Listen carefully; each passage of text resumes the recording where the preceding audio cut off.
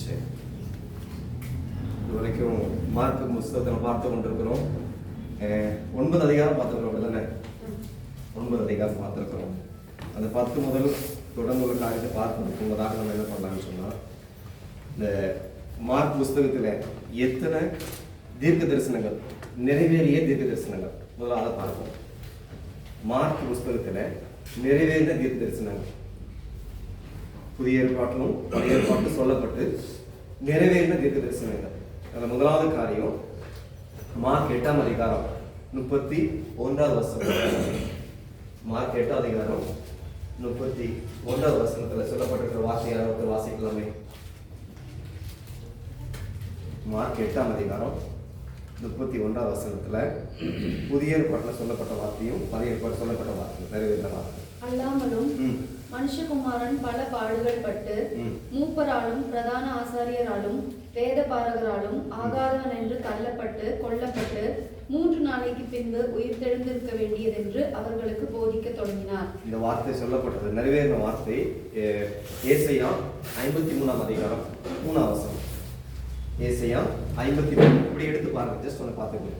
53 இந்த வார்த்தை எல்லாம் ஒரே போல இருக்கும். 3 இயேசுவை சொந்தமானவர்கள் என்ன செய்றாங்க? புறக்கணிக்கப்படும் போதும் தள்ளப்படும் பொழுதும் ஆண்டவர் சொன்ன வார்த்தையை நிறைவேற்றுகிறார். வாசிப்போம். 53:3 எடுத்து வாசி.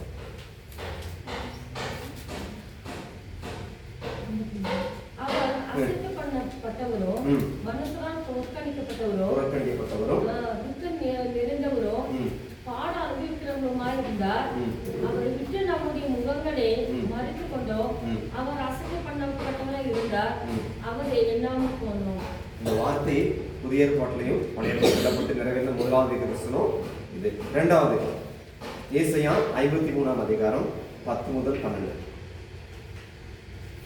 அநேகருடைய பாவங்களை அக்கிரமங்களை இயேசு சுமந்தார் என்ற வார்த்தை சொல்லப்பட்ட வார்த்தை ஏசாயா 53ஆம் அதிகாரம் 10 முதல் 12 வரைக்கும். அநேகருடைய பாவங்களை கண்டவராக இயேசு கிறிஸ்து இந்த உலகத்தில் வந்து சுமந்து நமக்காக சிலுவையில் சுமந்து தீர்த்தார் என்ற வார்த்தையை புதிய ஏற்பாட்டில் சொல்லியிருக்கு. மார்க் 10ஆம் அதிகாரம் 45 வசனம். பழைய ஏற்பாட்டில் சொல்லப்பட்டது ஏசாயா 53 10 முதல் 12. புதிய நிறைவேறின வார்த்தை மார்க் 10:45. பொறுத்து வாசிங்க. மார்க் 10:45. அப்படியே மனுஷகுமாரனும் ஊழியம் கொள்ளும்படி வராமல் ஊழியம் செய்யவும் அநேகரை மீட்கும் பொருளாக தம்முடைய ஜீவனை கொடுக்கவும் வந்தார் என்றார். அநேகருடைய பாவங்களை போக்குறது தான் இயேசு அந்த உலகத்துல வந்தார், அக்கிரமங்களை நீக்குவதற்காக வந்தார் என்ற வார்த்தையை புதிய ஏற்பாட்டில் இயேசுப்பா நிறைவேற்றி சொல்லிக்கிறாங்க. மூணாவது தீர்க்க தரிசனம் சங்கீதம் 16ஆம் அதிகாரம் 10-11.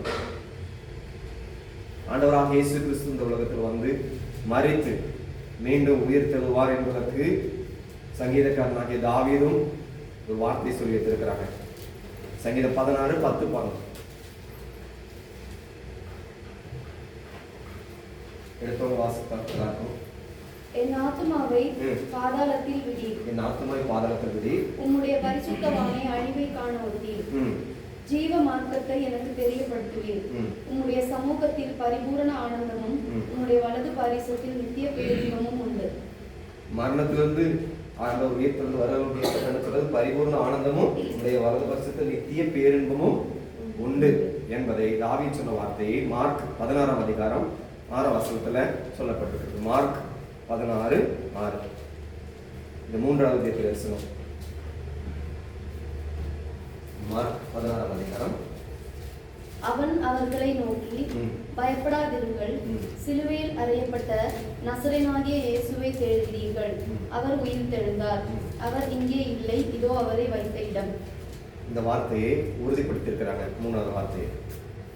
அடுத்து நான்காவது தீர்க்க தரிசனம் நிறைவேறிய தீர்க்க தரிசனம் 110ஆம் சங்கீதம் 1ஆவது வசனம். பழைய ஏற்பாட்டில் தாவீது சொன்ன வார்த்தை 110:1. கர்த்தர் என் ஆண்டவரை நோக்கி, நான் உம்முடைய சத்துருக்களை உமக்கு பாதபடியாக்கி போடும் வரைக்கும் நீர் என்னுடைய வலது பாரிசத்தில் உட்கார் உட்காரும் என்றார். இந்த வார்த்தையை சத்துருக்களை எல்லாரையும் அழித்து அவருடைய பாதபடியாய் போடும் வரைக்கும் இந்த வலது பட்சத்தில் உட்கார என்று சொன்ன வார்த்தைக்கு புதிய ஏற்பாட்டில் சொல்லி நிறைவேறின வார்த்தை மார்க் 12ஆம் அதிகாரம் 36வது வசனம். மார்க் 12:36.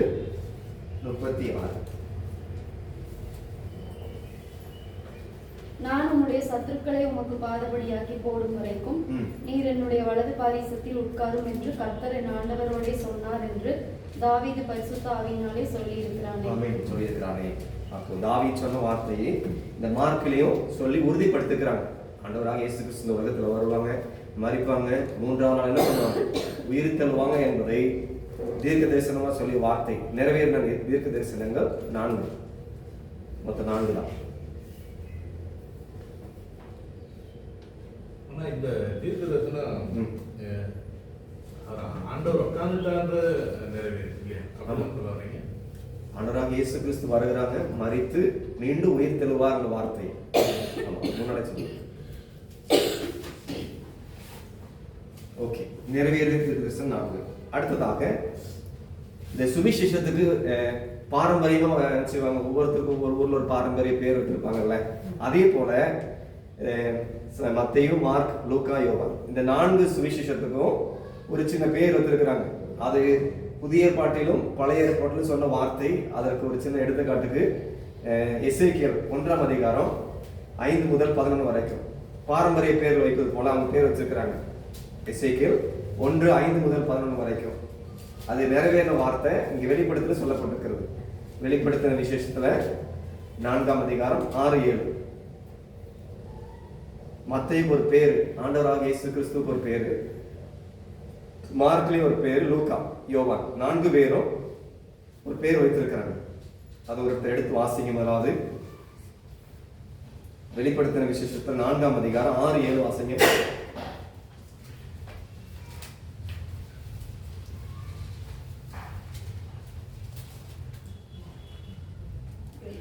வெளிப்படுத்தின அந்த சிங்காசனத்துக்கு முன்பாக பளிங்குக்கு ஒப்பான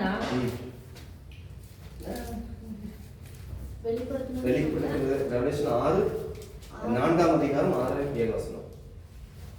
அந்த சிங்காசனத்திற்கு முன்பாக பளிங்கு கொப்பான கண்ணாடி கடலிலிருந்து அந்த சிங்காசனத்தின் மத்தியிலும் அந்த சிங்காசனத்தை சுற்றிலும் 4 ஜீவன்கள் இருந்தன. 4 ஜீவன்கள் இங்க சொல்லப்பட்டிருக்கிற 4 ஜீவன்கள் தொடர்ந்து வாசிங்க.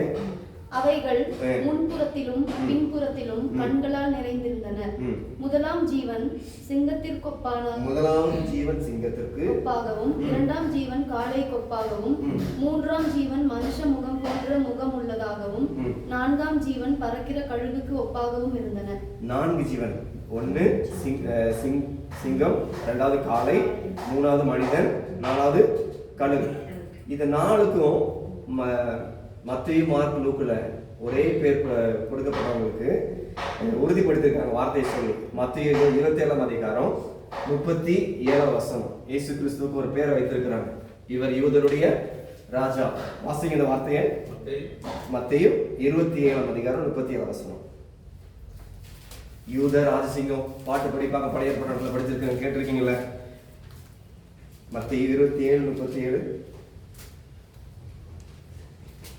அன்றியும் அவர் அடைந்த ஆக்கினையின் முகாந்தரத்தை காண்பிக்கும் பொருட்டு இவன் யூதருடைய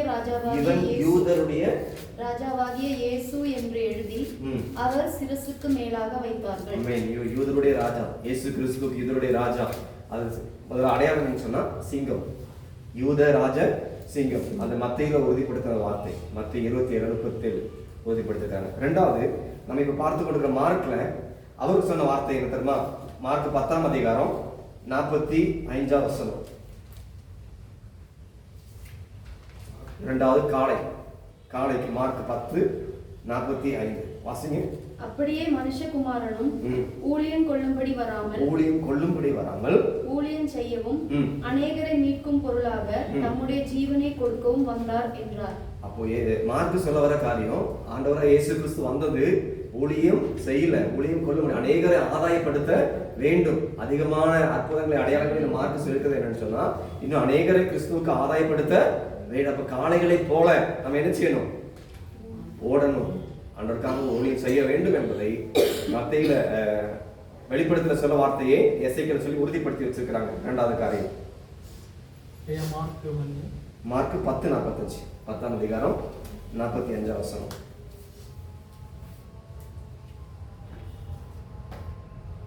சிங்கம் வந்து மத்தேயுக்கு, காளை வந்து மார்க்குக்கு. மூன்றாவது லூக்கா 19ஆம் அதிகாரம் 10ஆம் வசனம். வெளிப்படுத்தல எப்படி வாசித்தோம்? மனிதன் முதலாவது உருவம் சிங்கத்துக்கும், இரண்டாவது காளை, மூன்றாவது மனிதன். மனிதன் வந்து இந்த லூக்கா 19ஆம் அதிகாரம் 10ஆவது வசனம் சொல்லப்பட்டிருக்கிறது. வாசிங்க. 10 இழந்து போனதை தேடவும் ரட்சிக்கவுமே மனுஷகுமாரன். இழந்து போனதை தேடவும் ரட்சிக்கவுமே மனுஷகுமாரன். இந்த வார்த்தை உறுதிப்படுத்திருக்கிறாங்க.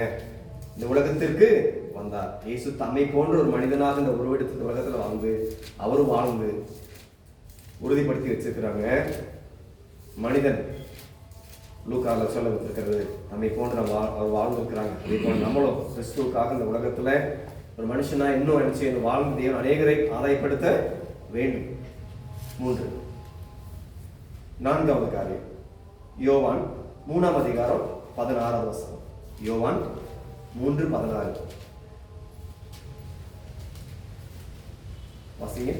தேவன் தம்முடைய ஒரே பேரான குமாரனை விசுவாசிக்கிறவன் எவனோ அவன் கெட்டு போகாமல் நித்திய ஜீவனை அடையும் படிக்கு அவரை தந்தருளி இவ்வளவாய் உலகத்தில் அன்பு கூர்ந்தார்.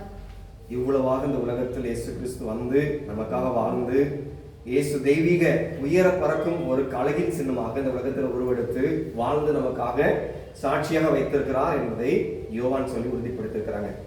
4 பேர், சிங்கம், காளை, மனிதன், கழுகு. இது 4 பேரும் ஒவ்வொருத்தருக்கு பேர் வைத்து அடையாளமாக சொல்லியிருக்கிறாங்க. சுவிசேஷத்துக்கும் 4 பேர். இந்த 2 நீங்க பாருங்க, வீட்டில் போய் வாசிச்சு பாருங்க. நான் சொன்னது போல எசேக்கியேல் 1:5 முதல் 11 வரைக்கும், வெளிப்படுத்த 4ஆம் அதிகாரம் 6 சொல்லப்பட்ட வார்த்தையை உறுதிப்படுத்தி வச்சிருக்கிறாங்க. பாரம்பரிய பேர்.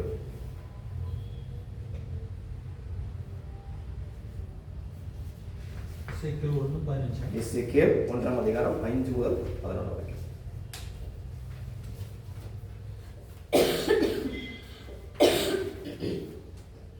ஓகே, சரி. அடுத்து மார்க்கில் உள்ள இந்த டீச்சிங்ஸில் அது 5 பார்ட்டாக பிரிச்சுக்கிறோம். 5 பார்ட்டாக பிரித்து அதில் 5வது பார்ட் வந்து நம்ம 1, 2, 3 இப்போ நம்ம அதை பார்த்துட்டோம். 9 வரைக்கும் பார்த்துட்டோம். அதில் ஃபர்ஸ்ட் இப்போ இன்னைக்கு பார்க்க போகிறது முதலாவது பாகம் சிலுவை.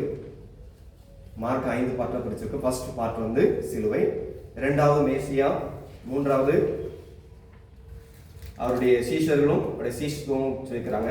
4வது காரியம் தேவனுடைய குமாரன், 5வது காரியம் அவருடைய உபதேசங்கள். அதை பிரித்திருக்கிறோம். முதலாவது நம்ம பார்க்க போகிறது சிலுவை. 4வது தேவனுடைய குமாரன், சன் ஆஃப் காட்.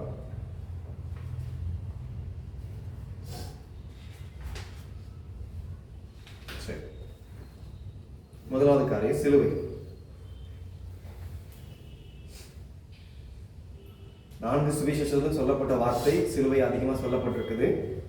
இயேசு சிலுவை உலகத்தில் வந்தாங்க, ஒரு மனிதனாக வாழ்ந்து பட்ட பிரயாசங்கள், அதனுடைய முக்கியத்துவத்தை மார்க் என்ன பண்ணியிருக்கிறாரு, அதிகமாக சொல்லி வைத்திருக்கிறாங்க.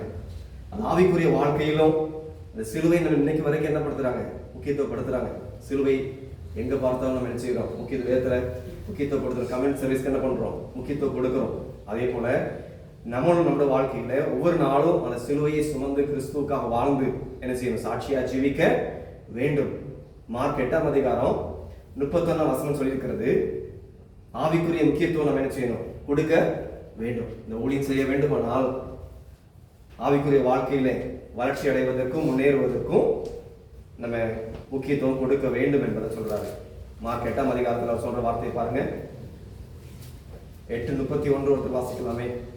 அல்லாமலும் மனுஷகுமாரன் பல பாடுகள் பட்டு மூப்பராலும் பிரதான ஆசாரியராலும் வேத பாரகராலும் ஆகாதவன் என்று தள்ளப்பட்டு கொல்லப்பட்டு 3 நாளைக்கு பின்பு உயிர் தெழுந்திருக்க வேண்டியதென்று அவர்களுக்கு போதிக்க தொடங்கினார்.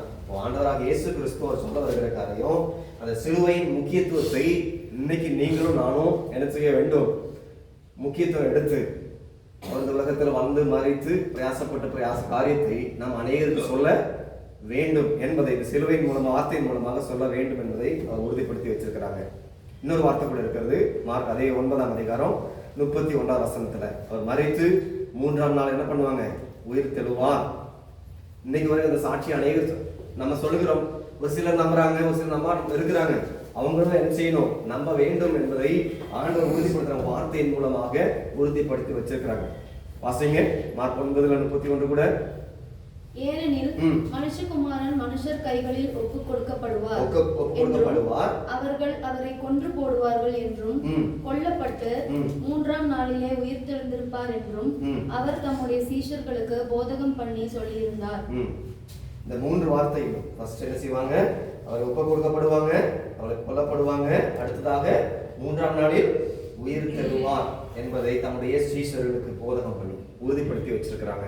இப்ப இன்னைக்கும் நீங்களும் உங்களுடைய ஆவிக்குரிய வாழ்க்கையில சிலுவையை முக்கியத்துவப்படுத்தி என்ன செய்யணும்? சாட்சியா ஜீவிக்க வேண்டும் என்பதை சிலுவையில் அவர் சொல்லி வைத்திருக்கிறாங்க. முதலாவது காரியம். இரண்டாவது, கிறிஸ்துவுக்கு இன்னொரு பேர் இருக்கு. என்னது சொல்லுங்க? மேசியா. மேசியா. மார்க் 8ஆம் அதிகாரம் 29 போட்டிருக்கிறது வார்த்தை. அது இப்ப தமிழ் பைபிள் அந்த வார்த்தை இல்லை, ஆங்கில வேதாகமத்தில் இருக்கிறது. மார்க் 8:29. அப்பொழுது அவர், நீங்கள் என்னை யார் என்று சொல்கிறீர்கள் என்று கேட்டார். பேதுரு பிரதியுத்தரமாக, நீ கிறிஸ்து என்றார். நீ கிறிஸ்து. இங்க கிறிஸ்துங்கிற வார்த்தை போட்டிருக்கிறாங்க. ஆங்கில வேதத்துல மேசியா அந்த வார்த்தையை உறுதிப்படுத்தி வச்சிருக்கிறாங்க. அந்த மேசியாவை குறித்து அநேகர் என்ன பண்ணாங்க? தவறா பேசும் பொழுதும் இவங்க என்ன சொன்னாங்க? என்னை குறித்து யாரும் பேசக்கூடாது என்பதை ஏசப்பா ஒவ்வொரு அற்புதம் செய்யும் போதும், ஒவ்வொரு அற்புதங்கள் அடையாளங்கள் செய்யும் பொழுதும் இது என்ன செய்யாது? யாருக்கும் சொல்லாதபடிக்கு ஆண்டவர் தடுத்தார். அதுக்கு வார்த்தை பாருங்க. மார்க் 1ஆம் அதிகாரம் 33, 34. மார்க் 1ஆம் அதிகாரம் 33, 34. பட்டணத்தார் எல்லோரும் வீட்டு வாசலுக்கு முன்பாக கூடி வந்தார்கள். பலவிதமான வியாதிகளினால் உபத்திரவப்பட்டிருந்த அநேகரை அவர் சொஸ்தமாக்கி அநேகம் பிசாசுகளையும் துரத்திவிட்டார். அந்த பிசாசுகள் தம்மை அறிந்திருந்தபடியால் அவைகள் பேசுகிறதற்கு இவர் இடம் கொடுக்கவில்லை. இயேசுபாவை எதிர்த்து பிசாசுகள் பேசுவதற்கு இயேசுப்பா இடம் கொடுக்கவில்லை. பலவிதமான வியாதிகளால் உபத்திரவப்படுவதற்கு அநேகர் இயேசுப்பா சொஸ்தமாக்கினாங்க. பிசாசுகள் துரத்தி விட்டாங்க. பிசாசுகளுக்கு இயேசு உண்மையான கடவுள், அவர்தான் ஜீவனுள்ள தேவன் என்பதை என்ன பண்ணிருக்கு? அறிந்திருக்கு. அதனால பிசாசுகளையும் இயேசுப்பா சொல்றாரு, அதற்றாரு. என்ன சொல்றாரு? பிசாசுகளும் தம்மை அறிந்தபடியால் அதை பேச இடம் கொடுக்கவில்லை என்பதை உறுதிப்படுத்துறாங்க. மேசியா என்பதை வார்த்தையின் மூலமாக உறுதிப்படுத்துறாங்க. இன்னொரு வார்த்தை கூட இருக்குது, எழுதி வைத்துக் கொள்ளுங்க. மார்க் 3ஆம் அதிகாரம் 11, 12. பிசாசுகளும் ஆவிகளும் தம்மை சொல்லாதபடி கண்டிப்பாய் உறுதியாக கட்டளையிட்டார். அந்த வார்த்தை வந்திருக்கு 11, 12. அசுத்த ஆவிகளும் கண்டபோது அவர் முன்பாக விழுந்து, நீர் தேவனுடைய குமாரன். நம்ம பிசாசுகளுக்கு தெரியும் இவர்தான் உண்மையுள்ள தேவன் என்பது தெரியும். அதெல்லாம் தடை பண்ண நினைக்கும் போதெல்லாம் ஏசப்பா கண்டிப்பா கட்டளை ஒன்றும் செய்யாத, அமைதியா இருன்னு சொல்லி வார்த்தையை சொல்றாங்க. தொடர்ந்து வாசிங்க. தம்மை பிரசித்தம் பண்ணாதபடிக்கு அவளை கண்டிப்பா கட்டளையிட்டாங்க. அப்போ எவ்வளவுதான் சாத்தான் அழைக்க நினைத்தாலும் சத்துருவால் ஒண்ணும் பண்ணவே முடியாது. இன்னைக்கு பிசாசுகளும் இன்னைக்கு அநேகர் ஏமாத்தி கொண்டிருக்கிறது. கிறிஸ்துவ வராங்க, கள்ள கிறிஸ்துவர்களுக்குள்ள ஏமாத்தி கொண்டிருக்கிறாங்க. அதை உறுதிப்படுத்துறதுக்காக சொல்றாரு, மேசியாக உலகத்துல நான் வரப்போறேன். அதற்கு இந்த வார்த்தைகள் மூலமா என்ன பண்றாரு? உறுதிப்படுத்தி வச்சிருக்கிறாங்க. இரண்டாவது காரியம், இன்னொரு வார்த்தை கூட சொல்றாரு. அதே மார்க் 9ஆம் அதிகாரம் 9ஆம் வசனம். கண்டவைகளையும் கேட்டவைகளையும் மற்றவங்களுக்கு சொல்ல வேண்டாம். ஒரு அற்புதத்தை ஏசப்பா செய்யறாங்க.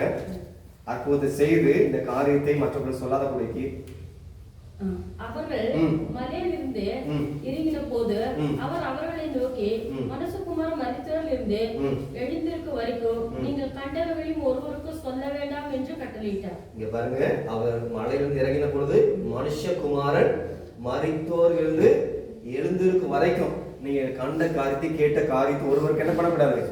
சொல்லக்கூடாது என்பதை வார்த்தைகள் மூலமாக உறுதிப்படுத்தி வச்சிருக்கிறாங்க. முதலாவது காரியம் அந்த பிசாசுகளுக்கும் அதை எதிர்த்து ஆவிகளுக்கும் இந்த 2 காரியம். மூன்றாவது இந்த மனுஷகுமாரன் இந்த காரியம் சொல்லப்பட்டிருக்கிறாங்க. அடுத்ததாக தேவனுடைய ராஜ்யத்தை பத்தி மேசேக்கு கீழே அந்த தேவனுடைய ராஜ்யத்தை பத்தி அவர் சொல்லுகிற காரியம், தேவனுடைய ராஜ்யத்தின் ரகசியம் நமக்கு அருளப்பட்டது, புறம்பே இருக்கிற உணர்வில்லாத மக்களுக்கு அது ஊமைகள் மூலமாக சொல்லப்பட்டது. மார்க் 4ஆம் அதிகாரம் 10 முதல் 12 வசனம் வரைக்கும் இங்கே சொல்லப்பட்டிருக்க ஊமைகள் மூலமாக நம்ம அநேகருக்கு சத்தியத்தை சொல்ல முடியாது, ஸ்ட்ரைட்டா போய் சொல்லவே முடியாது. ஒரு எடுத்துக்காட்டு மூலமாக அப்படி சொல்வதற்கு அப்பதான் சொல்லி வச்சிருக்கிறாங்க. தேவனுடைய ராஜ்யத்தின் ரகசியம் நமக்கு சொல்லப்பட்டிருக்கிற வார்த்தை அந்த புறஜாதிய மக்களுக்கு தான் இந்த ஊமைகள் மூலமாக என்ன செய்யணும், சொல்ல வேண்டும் என்பதை உறுதிப்படுத்தி வைத்திருக்கிறாங்க. மார்க் 4ஆம் அதிகாரம் 10 முதல் 12 வரைக்கும் எடுத்து வாசிங்க. அவர் தனித்திருக்கும் போது பன்னிரவரோடு கூட அவரை சூழ்ந்திருந்தவர்கள் இந்த உவமையை குறித்து அவர்களுக்கு கேட்டார்கள். அதற்கு அவர், தேவனுடைய ராஜ்யத்தின் ரகசியத்தை அறியும்படி உங்களுக்கு அருளப்பட்டது, புறமே இருக்கிறவர்களுக்கோ இவைகள் எல்லாம் உவமைகளால் சொல்லப்படுகிறது.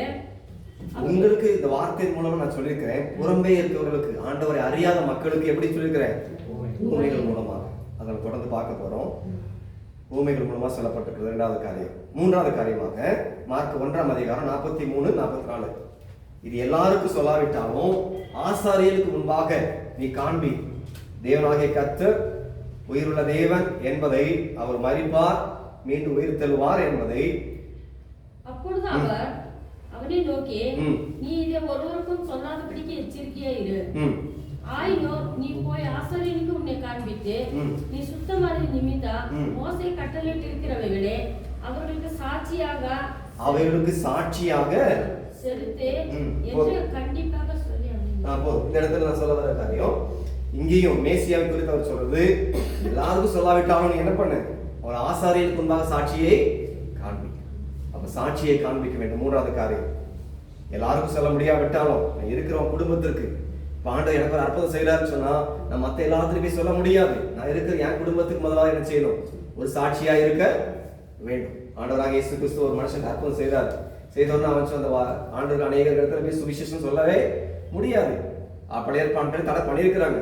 அப்ப இப்போதான் தடை பண்ணிட்டு இருக்கிறாங்க. நமக்கு ஒரு அற்புதம் செய்யறாரு, உடனே நமக்கு போய் எல்லாம் சொல்ல முடியுதா? இல்ல.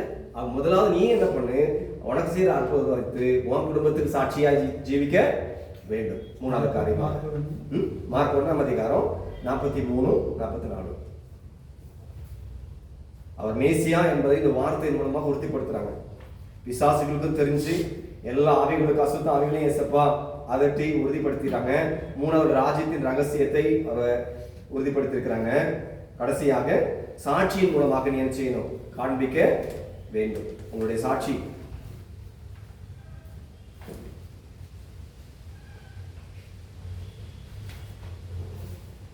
இரண்டாவது பார்ட்.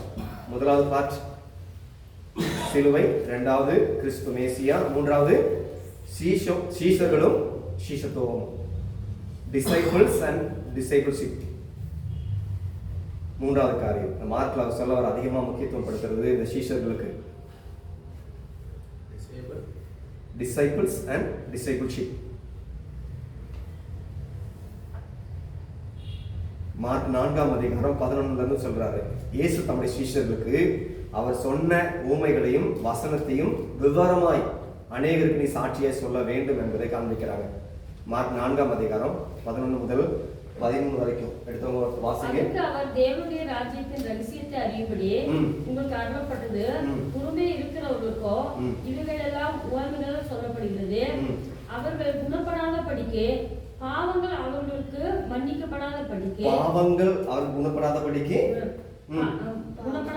பாவங்கள் அவர்களுக்கு மன்னிக்கப்படாத படிக்கு, அவர்கள் கண்டும் காணாதவர்களாகவும் கேட்டு உணராதவர்களாகவும் இருக்கும்படி இப்படி சொல்லப்படுகிறது என்றார். இன்னைக்கு அநேகர் வார்த்தை ஏன் சொல்றாரு, கண்டும் காணாதவர்களாகவும் கேட்டு உணராதவர்கள் இருக்கிறாங்க. அவங்க முன்னால நீங்க எல்லாரும் போய் என்ன சாட்சியா ஜீவிக்க வேண்டும். சீஷர்களா நீ மாறுங்க, மாறி நீங்க ஒரு சாட்சியா இருக்கும் பொழுது உணர்வில்லாதவங்க என்ன பண்ணி உணர்வுள்ள மக்களாய் மாற்ற முடியும் என்பதை இந்த மார்க் உறுதிப்படுத்துறார். முதலாவது காரியமாக.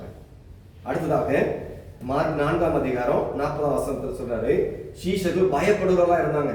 இப்ப நம்ம இன்னும் இப்ப நீங்க சுவிசேஷம் கொடுத்து சேர்ந்து பிரயாசப்படுகிறீங்க, சத்தியத்தை அறிந்து வருகிறீங்க, இன்னும் அநேகருக்கு இந்த உலக மக்கள் முன்பதாக நீங்க என்ன செய்யணும், பயப்படாதபடிக்கு ஆண்டவருக்கு பயப்படுகிறவர்களா வாழ்ந்து காண்பிக்க வேண்டும் என்பதை மார்க் சொல்றாரு. மார்க் 4ஆம் அதிகாரம் 40ஆம் வசனத்தை வாசிங்க. அவர் அவர்களை நோக்கி, ஏன் இப்படி பயப்பட்டீர்கள்? ஏன் உங்களுக்கு விசுவாசம் இல்லாமல் போயிற்று. ஆண்டுடைய பிள்ளைகளை நாம் ஒவ்வொரு நாளும் அவருடைய விசுவாசத்தை குறைத்து விடக்கூடாது. விசுவாசத்தில் உறுதியாக இருக்க வேண்டும், சாட்சியாய் வாழ வேண்டும் என்பதை சீஷர்கள் சொல்றீங்க. பயப்படாதீங்க, தைரியம் உள்ளவங்களா இருங்கள் என்பதை அவர் உறுதிப்படுத்துறாங்க. சீஷர்களாய் வாழ வேண்டும் என்று சொன்னால் பயப்படாதபடிக்கு வாழுங்கள் என்பதை உறுதிப்படுத்துறாங்க. இரண்டாவது காரியமாக, மூன்றாவது காரியமாக மார்க் 8ஆம் அதிகாரம் 4, 8ஆம் அதிகாரம் 4, 14 முதல் 21 வரைக்கும் 4 வசனத்தை மட்டும் வாசிங்க. மார்க் 8ஆம் அதிகாரத்துல 4. அதற்கு அவருடைய சீஷர்கள், இந்த வனாந்தரத்திலே ஒருவன் எங்கே இருந்து அப்பங்களை கொண்டு வந்து இத்தனை பேர்களை திருப்தியாக்க கூடும் என்றார்கள். இந்த இடத்துல அவர் சொல்ல வர காரியம், அவருடைய சீஷர்கள் என்ன செஞ்சு அவிசுவாசம் வந்துருச்சு. காட்டு பகுதியில் நம்ம இருக்கிறோம், இங்க சாப்பிடுறதுக்கு ஏதாவது கிடைக்குமா? ஒண்ணுமே இல்லை, அவிசுவாசம் வந்துருச்சு. எங்க போய் வாங்க முடியும், எங்க கிடைக்கும்னு சொல்லி கேட்கிறாங்க. அந்த வார்த்தையை சொல்ல வர்றது, உணர்வு இல்லாதவங்க இருக்காதீங்க. ஒரு சுவிசேஷனா இருக்கும் பொழுது, சுவிசேஷம் ஊழியம் செய்யும் பொழுது நீங்க உணர்வுள்ளவங்களா இருங்க, பயப்படாதீங்க. இந்த வனாந்தரத்தில் கர்த்தர் அற்புதம் செய்ய முடியும் என்பதை நீ விசுவாசிக்க வேண்டும். முடியாத காரியத்திலும் ஏசப்பா நமக்கு அற்புதம் செய்ய முடியும் என்பதை நீ என்ன செய்யணும்? விசுவாசிக்க வேண்டும். 14 முதல் 21 வரைக்கும் இந்த வார்த்தை வாசிக்க வேண்டாம். அவர் சொல்ல வருகிற காரியம் சீஷர்கிட்ட, நீ ஒரு சீஷனா இருக்கணும்னு சொன்னா அவன்கிட்ட அவிசுவாசம் என்ன செய்ய இருக்கவே கூடாது என்பதை சொல்றார். இப்படி இருந்தா மட்டும்தான் பேதுருவே ஏசப்பா சொல்ற வார்த்தை பாருங்க. மார்க் 8ஆம் அதிகாரம் 33 சொல்லியிருக்கிறது. மார்க் 8:33 வாசிங்க. அவர் திரும்பி தம்முடைய சீஷர்களை பார்த்து பேதுருவை நோக்கி எனக்கு பின்னாக போ சாத்தானே. அவனோட விசுவாசத்தை, அவிசுவாசமான வார்த்தை வந்துருச்சு, எனக்கு பின்னாக போ சாத்தானே என்று சொல்லி ஏசப்பா கடிந்து கொண்டதை பார்க்கிறோம். இன்னொரு வார்த்தை கூட வாசிங்க, அதே சாப்டர்ல 14-15 வாசிங்க. சீஷர்கள் அப்பங்களை கொண்டு வர மறந்து போனார்கள். படவிலே அவர்களிடத்தில் ஒரு அப்பம் மாத்திரம் இருந்தது. அவர் அவர்களை நோக்கி, நீங்கள் பரிசேயருடைய புளித்த மாவை குறித்தும் ஏரோதின் புளித்த மாவை குறித்தும் எச்சரிக்கையா இருங்கள் என்று கற்பித்தார். சரி, இந்த இடத்துல சொல்ல வர்றது, மறுதலிக்கிறோம் நம்ம இருக்கக்கூடாது. முதலாவது பேதுரு இயேசுவா கடிந்து கொண்டு நீ உண்மையான சீஷனா இரு என்பதை உறுதிப்படுத்துறாங்க. இரண்டாவது காரியம், மறுதலிக்கிறவர்களாய் காணப்படக்கூடாது. பேதுரு மறுதலிக்கிறவனா இருந்தாரா இல்லையா? இயேசுவா கூட இருந்தான், அற்புதத்தை பார்த்தான், கண்ணார பார்த்தான், எல்லாம் இருந்தும் என்ன பண்ணான்? மறுதலிக்கிறவனாய் இருந்தான். அதே மார்க் 14ஆம் சாப்டர்ல 15ஆம் சாப்டர் நீங்க வாசிச்சா பார்க்க முடியும். மறுதலிக்கிறவனா காணப்படக்கூடாது. நீ ஒரு சீஷனா வாழ வேண்டும் என்று சொன்னால் மறுதலிக்கிறவனா இருக்க கூடாது. அடுத்ததாக இன்னொரு காரியம் இருக்கு. அதே 14ஆம் அதிகாரத்தில் 15ஆம் அதிகாரத்தில் சொல்லப்பட்டிருக்கிறது, யூதா காட்டி கொடுக்கிறவனா இருந்தான். ஆண்டவரே என்ன பண்ண கூட இருந்து காட்டி கொடுத்த மனுஷனா இருந்தான். அப்ப காட்டி கொடுக்கிற அந்த கெட்ட குணம் நம்மகிட்ட காணப்பட கூடாது. ஒரு சுவிசேஷனா நீ வாழணும்னு சொன்னா ஆண்டவர் மறுதலிக்கிறவனா இருக்கக்கூடாது, அதை காட்டி கொடுக்கிறவனா இருக்க கூடாது என்பதை இந்த வார்த்தையின் மூலம் உறுதிப்படுத்துற. அவங்களை போல இருக்கக்கூடாது, உண்மையா இரு, எனக்காக உலகத்தில் வாழும் பொழுது உண்மையா வாழ்ந்து சாட்சியா ஜீவி என்பதை உறுதிப்படுத்தி காண்பிக்கிறாங்க. அடுத்ததாக, ஆண்களை விட இந்த மார்க்ல பெண்கள் அதிகமான விசுவாசம் உள்ளவங்களா இருந்தாங்க, சிறந்தவங்களா இருக்கிறார் என்பதை மார்க் உறுதிப்படுத்துறாரு. ஒரு 3 காரியத்தை சொல்றாரு. மார்க் ஆண்களா இருந்தாலும் சரி, அவர் மூலமாக ஆண்டவர் என்ன பண்றாரு? பெண்களை வார்த்தைகள் மூலமா உறுதிப்படுத்துறாரு. இவங்கள்ட்ட இந்த 3 காரியம் அதிகமா இருந்துச்சுன்னு சொல்லி. மார்க் 5ஆம் அதிகாரம் 28-29. ஆண்களை விட பெண்கள் சிறந்தவர்கள் என்பதை மார்க்ல அவர் சொல்ல வர காரியம் எடுத்து வாசிங்களேன். ஜனக்கூட்டத்துக்குள்ளே அவருக்கு பின்னாக வந்து அவருடைய வஸ்திரத்தை தொட்டாள். உடனே அவளுடைய உதிரத்தின் ஊரல் நின்று போயிற்று. போதும். இந்த இடத்துல இந்த கதையை நீங்க கேட்டிருப்பீங்க. ஆண்டவரை பார்க்கிறா, இயேசுப்பா அற்புதம் செய்கிறவர் என்பதே தெரியும். அப்ப அவரை போய் தொட்டா போதும், அவர்கிட்ட போய் ஜெபம் பண்ணணும் அப்படிலாம் இல்லை. தொட்டாலே எனக்கு என்ன நடக்கும்? சுகம் கிடைக்கும். அவ்வளவுதான், ஜஸ்ட் அவ்வளவுதான். அந்த விசுவாசத்தின் படி நடந்துச்சா இல்லையா? நடந்துருச்சு. அப்ப அவருடைய விசுவாசம் ரொம்ப பெருசா இருந்துச்சுன்னு சொல்லி அவர் சொல்ல வராரு. இரண்டாவது காரியம், மார்க் 12ஆம் அதிகாரம் 41 முதல் வாசிங்க. இங்க ஒரு ஏசப்பா அற்புதம் செய்கிறது பார்க்க முடியும். மார்க் 12ஆம் அதிகாரம் 41 முதல் வாசிங்க.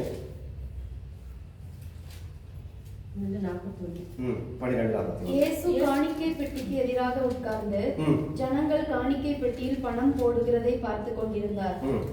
ஐஸ்வர்யவான்கள் அநேகர் அதிகமாய் போட்டார்கள். ஏழையான ஒரு விதவையும் வந்து ஒரு துட்டுக்கு சரியான 2 காசை போட்டாள். இங்க பாருங்க, ஒரு ஏழை விதை இருக்கிறதுக்கு ஒண்ணுமே இல்லை, ஒரு சின்ன ஒரு காசா இருக்கு.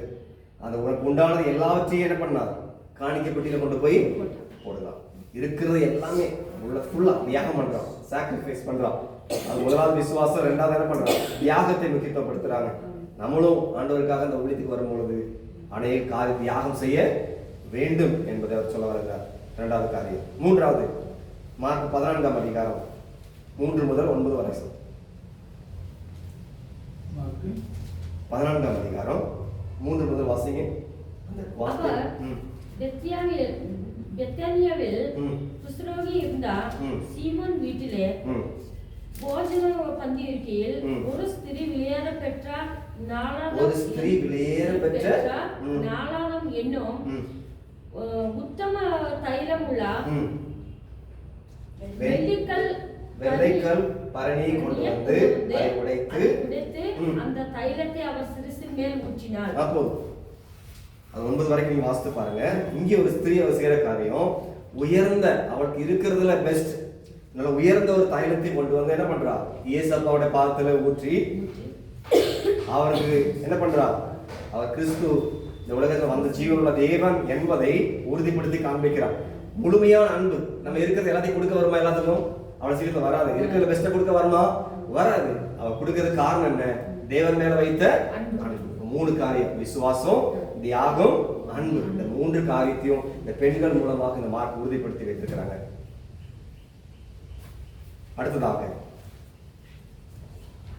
அந்த சீசத்துவத்துல மார்க் சொல்ல வர காரியம், இன்னொரு காரியம் நம்ம இன்னும் வெறுக்க வேண்டும். மார்க் 8ஆம் அதிகாரம் 34 முதல் 9ஆம் அதிகாரம் 1ஆம் வசனம் வரைக்கும் இருக்கிறது. ஒரு சீசனா நம்ம வாழணும்னு சொன்னா முதலாவது காரியம், தன்னைத்தான் வெறுக்க வேண்டும். உங்களே நீங்க வெறுத்தாதான் ஊழியம் செய்ய முடியும் என்பதை அவர் உறுதிப்படுத்துறார். நீங்க வீட்டுல போய் வாசித்து பாருங்க. மார்க் 8ஆம் அதிகாரம் 34 முதல் 9ஆம் அதிகாரம் 1ஆம் வசனம் வரைக்கும் தன்னைத்தான் என்ன பண்ணணும், வெறுக்க வேண்டும். நம்மளதான் வெறுக்கணும். எவ்வளவுக்குள்ள நம்ம கிறிஸ்துவுக்காக இந்த சுவிசேஷம் ஊழியம் செய்ய வேண்டும் என்று சொன்னால் நம்முடைய சுயம் என்ன செய்யணும், அழிக்கப்பட வேண்டும். மாம்சம் அழிக்கப்பட வேண்டும். தன்னைத்தான் வெறுக்கணும். அடுத்தது சிலுவையை எடுத்துக்கொண்டு சிலுவையை சுமப்பது சாதாரண விஷயமே இல்லை. கிறிஸ்துவுக்காக வரும்பொழுது ஒரு சீசனா ஜீவிக்க வேண்டுமானால் சிலுவையை நம்ம எடுத்துக்கொண்டு சுமக்க வேண்டும். அடுத்ததாக தன் ஜீவனை விரும்பாமல், தன் ஜீவனை விரும்பக்கூடாது, உங்களுடைய ஜீவனை முக்கியத்துவப்படுத்தக்கூடாது, நேசிக்க கூடாது என்பதை அவர் சொல்றார். நம்மள முக்கியப்படுத்த, நம்ம மேல அன்பு செலுத்துவோம், நமக்கு முக்கியத்துவம் கொடுத்தோம்னு சொன்னா ஆண்டவர் மேல அன்பு வராது. அப்ப நம்ம என்ன செய்யணும், கர்த்தர் மேல அன்பு செலுத்த நம்ம வெறுத்து சிலுவை எடுத்துக்கொண்டு தன் ஜீவ விரும்பமான ஆண்டவரை நேசித்து, அடுத்ததாக உலகத்தை நம்ம நேசிக்க கூடாது. உலகத்தை ஆதாயப்படுத்த வேண்டும் என்று சொன்னால் உலகத்தில் மனுஷனை போல நம்ம என்ன செய்யணும், வாழ கூடாது. அவனை போல வாழாதபடிக்கு அது மட்டும் அல்ல, உலக ஆசை இச்சைகளை என்ன செய்யணும், வெறுக்க வேண்டும். இந்த 4-5 காரியத்தை அவர் சொல்ல வர காரியம், பாவத்தை குறித்து வெட்கப்படாமல் போதனை செய்வதற்கு. இப்ப நான் ஒரு பாவம் இங்க செய்து கொண்டீங்கன்னு சொன்னா நான் பாவத்தை குறித்து உங்களுக்கு எச்சரிக்க முடியுமா? முடியாது. நான் ஒரு கெட்ட காரியம் என்ன இருக்குன்னு சொன்ன அந்த கெட்ட காரியத்தை செய்ய சொல்ல முடியுமா? முடியாது. அப்போ பாவத்தை ஃபுல்லா வெறுத்து கிறிஸ்துவுக்கு தன்னை தான் சாட்சியா ஜீவிக்க வேண்டும் என்பதை இந்த சீசர்கள் அவர் சொல்ல வர காரியம். அடுத்ததாக மார்க் 9ஆம் அதிகாரம் 35 முதல் 10ஆம் அதிகாரம் 31ஆம் வசனம் வரைக்கும் அவர் சொல்ல வர காரியம் 4-5 காரியங்கள் இருக்கிறது. இது மட்டும் நீங்க எழுதிக்கங்க. மார்க் 9:35 முதல் 10ஆம் அதிகாரம் 31 வரைக்கும் அவர் சொல்ல வர காரியம் ஒரு சீஷனுக்கு இருக்க வேண்டிய குணங்கள். முதலாவது காரியம், தாழ்மை உள்ளவர்களாக இருக்க வேண்டும். தாழ்மை, எவ்வளவுக்குள்ள நம்மளோட குணங்கள் தாழ்மையா இருக்கிறதோ அந்த அளவுக்கு நம்ம அநேகருக்கு என்ன செய்யணும், பிரோஜனம் உள்ள பாத்திரங்களாக என்ன செய்யணும், மாற முடியும். பதவி மேலேயோ புகழ் மேலேயோ மேன்மையான காரியத்தின் மேலேயோ நம்ம ஆசை உள்ளவங்களா என்ன செய்யக்கூடாது, ஜீவிக்க கூடாது. ஒரு சீசனா வாழணும்னு சொன்னா பதவி புகழ் மேன்மை இதை எதிர்பார்க்க கூடாது என்பதை சொல்றாரு. அடுத்ததாக 2வது காரியமாக, சிறு பிள்ளையை போல கபடமற்றவர்களாய் இருக்க வேண்டும். கள்ளம் கபடு உள்ளவர்களாய் ஏமாற்றுவர்களாய் காணப்பட கூடாது. நம்முடைய குணங்கள் மாறணும். சிறு பிள்ளையை போல கபடமில்லாத குணங்களாய் இருக்க வேண்டும். இரண்டாவது காரியம். அடுத்ததாக, உன் வாழ்க்கை மற்றவங்களுக்கு இடராக இருக்கக்கூடாது. என் வாழ்க்கை மற்றவங்களுக்கு எப்படி கூடாது? ஒரு இடர்வதுக்கு அவனுடைய பிள்ளைகள் வந்ததுக்கு அப்புறம், சத்தியத்தை அறிந்தப்புறம், ஒரு சீசனா மாறினதுக்கு அப்புறம் மற்றவங்களுக்கு ஒரு இடலான ஒரு பாத்திரமாய் நான் காணப்பட கூடாது. மூன்றாவது காரியம். அடுத்ததாக, கணவன் மனைவி அன்பு. நீங்க இந்த வீட்டுல போய் வாசித்து கொடுங்க. தொடர்ந்து இன்னைக்கு வாசிச்சுட்டு வந்தீங்களா? மார்க் யாரெல்லாம் வாசிச்சு முடிச்சிருக்கிறீங்க? வாசிச்சுட்டு இருக்கீங்களா? பிரயாசப்பட்டு முடிங்க. ஆக்சுவலா நான் இப்ப வாசிக்கிறது நானே 2-3 தடவை முடிக்க போறேன். தொடர்ந்து நீங்க வாசிங்க. சரியா? கணவன் மனைவி அன்பு ஒரு நாள் என்ன செய்யக்கூடாது, குறையவே கூடாது. கணவன் மனைவி என்னைக்கு கல்யாணம் முடிக்கிறீங்களோ அந்த அன்பு அவரோட உறுதியா இருக்க வேண்டும், அவரை நேசிக்க வேண்டும் என்பதை இந்த வார்த்தையை சொல்றாரு. நான்காவது காரியமாக, கணவன் மனைவி அன்பு எப்பொழுது அவரை நேசிக்கிறவங்களா இருக்க வேண்டும் என்பதை சொல்கிறார். அடுத்ததாக, அநேக காரியத்தை விட்டு கொடுக்கிறவங்களா இருக்கணும். இந்த இடத்துல பார்க்கும்போது வீடு, குடும்பத்தை, நிலங்களை, நமக்கு இருக்கிற காரியத்தை மற்றவங்களுக்கு விட்டு கொடுப்பதற்கு ஆண்டவருக்காக அந்த ஸ்திரீ என்ன பண்ணா? ஒரு சகோதரி தனக்கு இருக்கிறது எல்லாத்தையுமே, ஒண்ணுமே இல்லை, இருக்கிற கொஞ்சத்தையும் ஆண்டுக்கு என்ன பண்ணா? கொடுத்தா. ஆண்டவருக்காக விட்டு கொடுக்கிறவர்களாய் காணப்பட வேண்டும், தியாகம் பண்றவங்களாய் காணப்பட வேண்டும் என்பதை இந்த வார்த்தைகளை சொல்லி வச்சிருக்கிறாங்க. இது 2வது பார்ட். 3வது பார்ட்டாக, பணிவிடை செய்கிறவர்களா இருக்கணும். மார்க் 10ஆம் அதிகாரம் 42 கொடுத்து எடுத்து வாசிங்க. இந்த வார்த்தையை கேட்பது. அப்பொழுது இயேசு அவர்களை விட்டு வர செய்து, புறஜாதிகளுக்கு அதிகாரிகளாக எண்ணப்பட்டவர்கள் அவர்களை இருமாப்பாய் ஆளுகிறார்கள் என்றும், அவர்களின் பெரியவர்கள் அவர்கள் மேல் கடினமாய் அதிகாரம் செலுத்துகிறார்கள் என்றும் நீங்கள் அறிந்திருக்கிறீர்கள். இந்த இடத்துல 42, 43, 44 தொடர்ந்து நீ வாசிங்க. உங்கள் எவனாக முதன்மையானவனா இருக்க விரும்பினால் எப்படி இருக்கணுமா? அவன் எல்லாருக்கும் ஊழியக்காரன், ஒரு வேலைக்காரனாக. அப்ப நம்ம ஆண்டவருக்காக இந்த ஊழியத்தை செய்வதற்கு பணிவிடை செய்கிறவர்களாய் காணப்பட வேண்டும் என்பதை மார்க் முக்கியத்துவப்படுத்துகிறாங்க. அப்போ ஒரு சீசனா இந்த உலகத்துல நம்ம ஜீவிப்பதற்கு இருக்கணும், சிலுவை எடுத்துக்கொண்டு தாழ்மை உள்ளவங்களா இருக்கணும், குணங்கள் மாறணும், பணிவிடை செய்வர்களாய் காணப்பட வேண்டும், கர்த்தருக்காக பணிவிடை செய்வர்களாய் காணப்பட வேண்டும். இது 3வது காரியம். முதலாவது சிலுவை, 2வது மேசியா, 3வது சீஷர்களும், அது முக்கியத்துவம் பார்த்தோம். 4வது காரியம், தேவனுடைய குமாரன். மார்க் இந்த வார்த்தையை அநேக வார்த்தைகள் மூலமாக சொல்லி உறுதிப்படுத்திருக்கிறாங்க.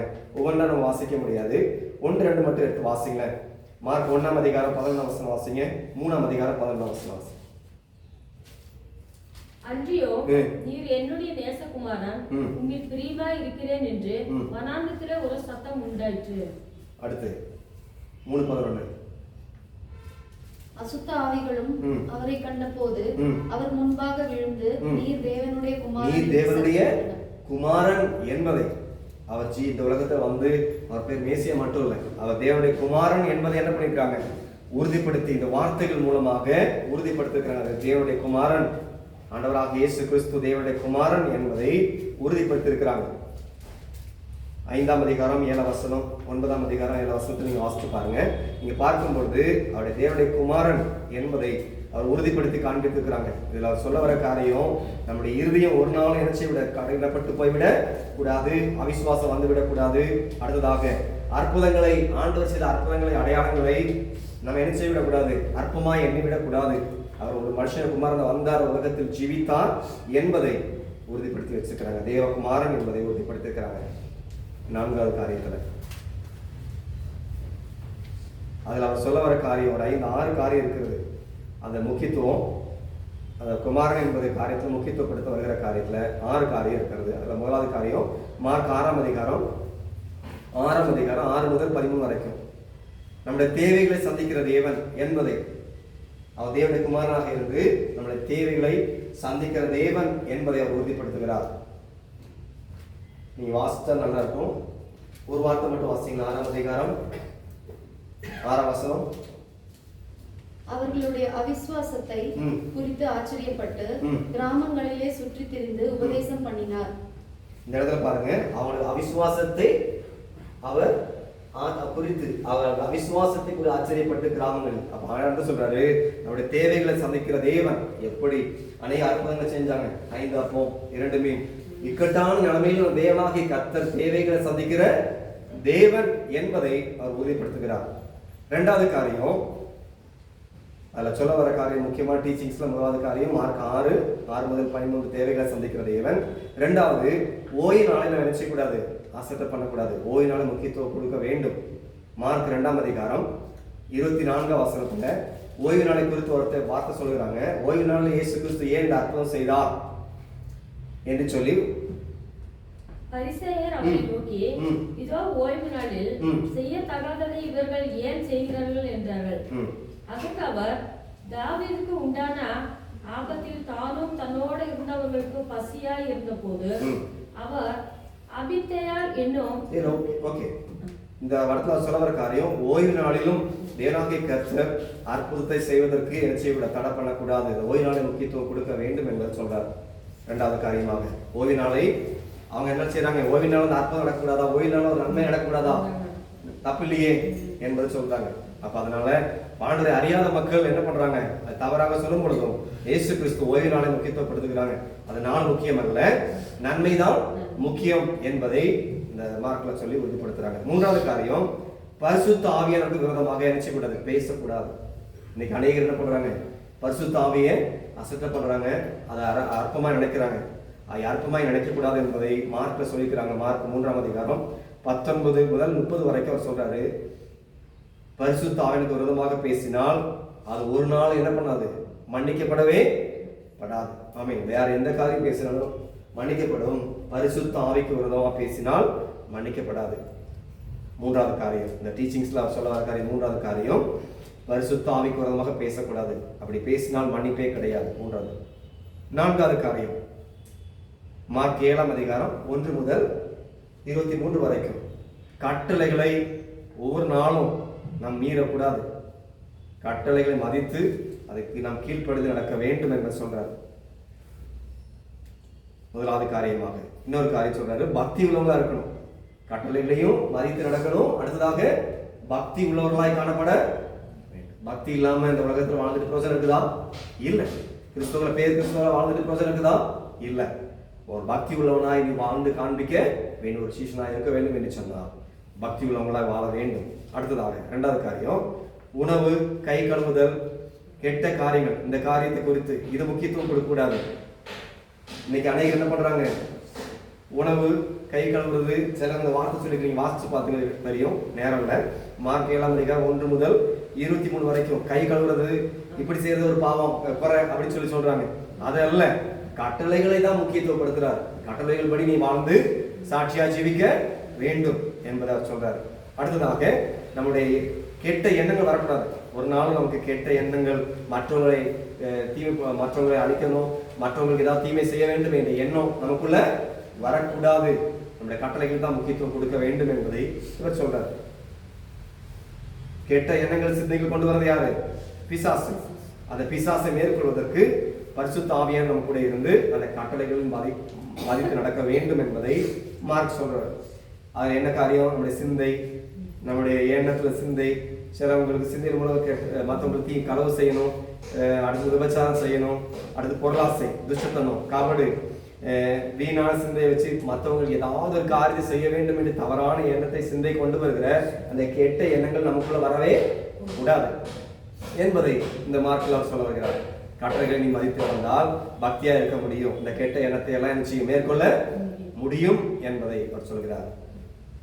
அடுத்ததாக மார்க் 9 அதிகாரம் 33 முதல் 50 வரைக்கும் இங்கே அவர் சொல்றாரு, இந்த தாழ்மையை குறித்து முக்கியத்துவப்படுத்துகிறார். நீ தாழ்மை உள்ளவங்களாய் வாழ்ந்து காண்பிக்க வேண்டும். ஆண்டவருக்கு ஒரு வேலைக்காரனை போல எல்லா காரியத்தையும் வேலை செய்து ஆண்டவருக்காக இந்த உலகத்துல ஒரு வேலைக்காரனை போல, எவ்வளவு ஒரு வேலைக்காரங்க என்ன பண்ணுவாங்க, அடிமையாக தான் இருப்பாங்க. அதே போல ஆண்டவருக்காக எல்லா காரியத்திலும் ஒரு அடிமையாய் காணப்பட வேண்டும், ஊழியம் செய்ய வேண்டும் என்று சொன்னால் நீங்க ஒரு அடிமையாய் இருக்க வேண்டும் என்று சொல்றாரு. அடுத்ததாக, உன் வாழ்க்கை முன்மாதிரியாக இருக்கணும். நம்ம அனைவரும் சொல்றோம், என்ன பண்றோம், தவறான காரியம் செய்யறவங்களை பார்த்து அப்படி இருக்காதங்க, நீங்க நல்லா வாழ்கிற ஒரு மனுஷனை பார்த்து என்ன பண்ணுவோம், அவனை போல என்ன செய்யணும், வாழ வேண்டும் ஆண்டவரை சொல்றோம். அப்ப அவருடைய சீஷலா இருக்கிற நாம் ஒரு முன்மாதிரியாய் வாழ்ந்து காண்பிக்க வேண்டும். இப்போ வந்திருக்கிறோம், இப்போ இங்க எல்லாரும் அவனுடைய பிள்ளைகளா இருக்கிறோம், ஊழியம் செய்து பிரயாசப்பட்டு கொண்டிருக்கிறோம். இப்போ மற்றவங்களுக்கு சுவிசேஷம் பிரயாசப்படுறோம். ஒரு முன்மாதிரியா நீ வாழ்ந்து காண்பிக்க வேண்டும். அப்போ இன்னைக்கு முன்மாதிரியில வாழ்க்கை ஏதாவது நம்மகிட்ட இருந்துச்சுன்னா அந்த மாற்றத்தை ஏற்படுத்தி கொள்ளுங்க என்பதை சொல்ல வருகிறார். உன் வாழ்க்கை முன்மாதிரியாக இருக்க வேண்டும் என்பதை சொல்கிறார். அடுத்ததாக மார்க் 13ஆம் அதிகாரம் 1 முதல் 37 வரைக்கும் அவர் சொல்ல வருகிற காரியம், இயேசுவை சந்திக்க, கிறிஸ்துவை சந்திக்க பொறுப்போடு வாழ்ந்து ஆயத்தமாய் இருக்கிறோம். எல்லா வசனத்தையும் வாசிக்க விரும்பல. மார்க் 13 1 முதல் 37 வரைக்கும் அவர் சொல்ல வருகிற காரியம், இயேசுவை சந்திப்பதற்கு அவர் வரும்பொழுது, இன்னைக்கு வந்தாலும் நம்ம போ, இயேசு கிறிஸ்து இன்னைக்கு நம்ம தூங்கிட்டு இருக்கோம், வந்தாலும் போறதுக்கு எல்லாம் ஆயத்தமா இருக்கிறீங்களா? எப்பொழுது ஒவ்வொரு நாளும் நீங்க ஆயத்தம் உள்ளவங்களாய் காணப்பட சீசனாடி வாழணும்னு சொன்னார். எப்பொழுதும் நம்ம மற்றவங்களுக்கு பிரசங்கம் பண்ணுகிறோம், விசுவாசி இல்லை, நீ ஃபர்ஸ்ட் நாம் மற்றவங்களுக்கு சொல்கிற நான் ஆயத்தம் உள்ளவங்களாய் காணப்பட வேண்டும். இயேசுவை சந்திக்க, கிறிஸ்துவை சந்திக்க பொறுப்போடு வாழ்ந்து எப்பொழுதும் ஆயத்தம் உள்ளவங்களாய் இருக்க. ஓகே, இவ்வளவு காரியத்தை அவர் சொல்லியிருக்காங்க. அடுத்ததாக நம்ம பார்த்து கொண்டிருக்கிற எப்போது பார்த்து கொண்டிருக்கிற சாப்டர்ஸ்ல பார்க்கலாம்.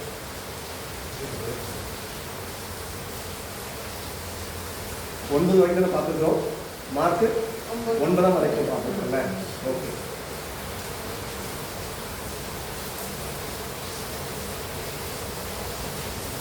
மார்க் 10ஆம் அதிகாரத்தை எடுத்துக்கிறோமா?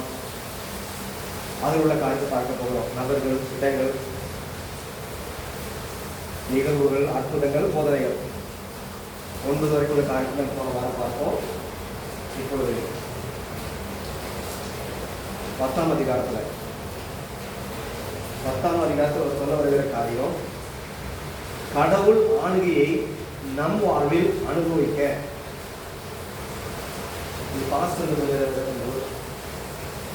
கொடுத்துருக்காங்கன்னு தெரியல, அதை அவங்க எழுதி டைப் பண்ணி கொடுத்துருக்காங்க. கடவுள் ஆளுகையை நம் வாழ்வில் அனுபவிக்க திருமண பந்தம், பணம், பெரியவர் என்ற எண்ணம் தடையாக இருக்கக்கூடாது.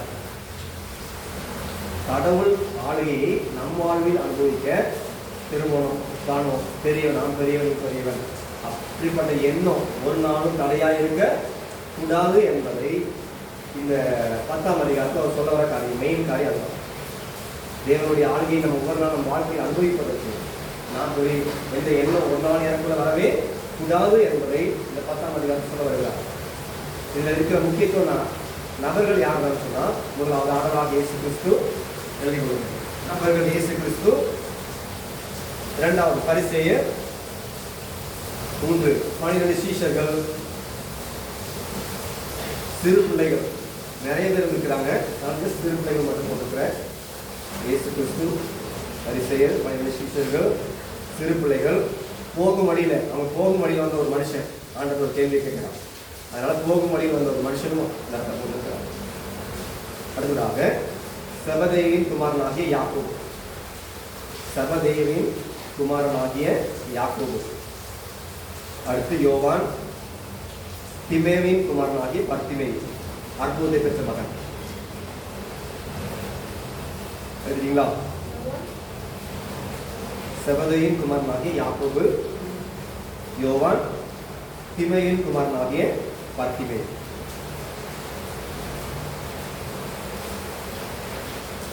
இடங்கள், நபர்கள் என்பது அதுதான் இடங்கள்.